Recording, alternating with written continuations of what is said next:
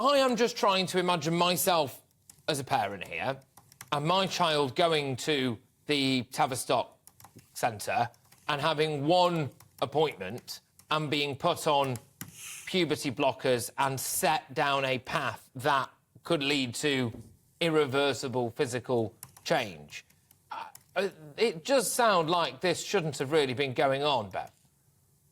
No, but absolutely not. I mean, you're quite right. But this, of course, is just one aspect of something much, much larger. And I'm afraid, however shocking this story is, we have known about this for many years. So one of the shocking things is that it's taken this long to get into the public domain. So this is about how difficult it is to get a book published, and there is censorship in the media. So there are lots of free speech aspects here. But my job here as LGB Alliance is to talk about the aspect of homophobia. Now, when people think of homophobia, I think they hardly realise how much homophobia there is in society today. And but we read, for instance, that at the Tavistock, that children often were coming there. They had been teased because they were gay or lesbian, and we know that 2/3 or three-quarters of these kids are girls, and most of them, 70 to 90%, are either lesbian or bisexual. So something very odd is going on here.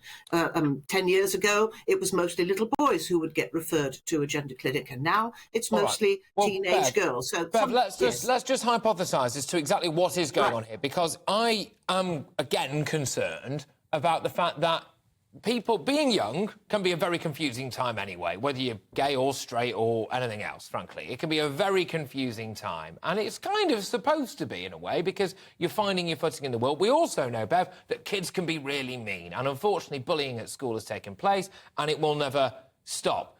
But is there now a rush for some kind of permanent solution to what may only be a temporary problem? Well, let's not use the word permanent solution. That sounds a bit... But I do think that what's happening starts very early on. Kids at primary school are getting to, for instance, be given books about a blue crayon in a red wrapper, and they're taught at a very early age that it's possible to change sex, and that if you've got short hair, they hear from their classmates and online as they grow a bit older that they might really be the opposite sex. A girl who's got short hair might really be a boy. And we hear this is really quite tragic what's happening now. There is more homophobia now than there was when I was growing up. So we heard, I just was talking to a 19-year-old girl the other day, and she said throughout her secondary school that that her classmates said you must really be a boy because she was attracted to girls. So what's happening here, it starts at school, and then, as you point out, what was happening at the Tavistock was that these clinicians were being extraordinarily influenced by these lobby groups, which were pressuring them to give them the puberty blockers, give them the cross-sex hormones. And so how does this happen? How does the NHS bow to these lobby groups? This is a key point, because if it was purely medical practice, then that's one thing. But if that medical solution, or whatever you want to call it, has been influenced by ideology, then that's a problem, isn't it, Bev? And the suspicion is that that may be what's happened here.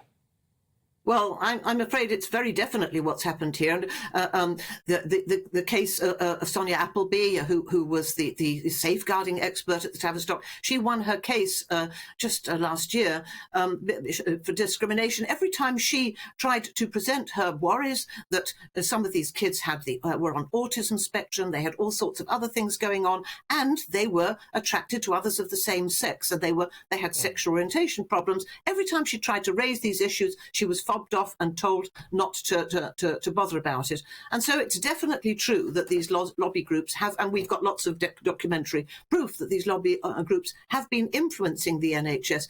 Now, so we have got education in schools. This ideology is being sown. When I say an ideology, what do I mean? Because some trans people will say, why are you calling it an ideology? I'm just me. What I mean is the idea that everyone has a gender identity. It seems to have replaced personality. You know, I mean, everybody's got a personality, right? Some people are rather masculine, others are feminine. It doesn't matter. All that everyone needs to as well, Bev. This is the thing, all that everyone needs to. We've all got to be in these very rigid pigeonholes, and that we can't deviate from all of that, despite the fact that there's no way. We're all on a sliding scale. Bev, I could talk to you all day, but I can't, unfortunately.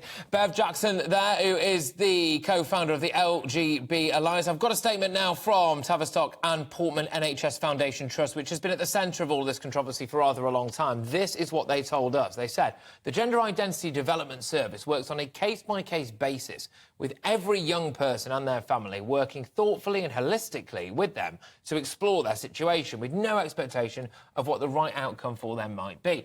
Only the minority of young people seen in the service are referred for any physical interventions. At the Tavistock and Portman, we wholeheartedly support our staff to raise concerns, and we have recently strengthened our mechanisms for doing so. Concerns relating to young people's well-being are taken seriously.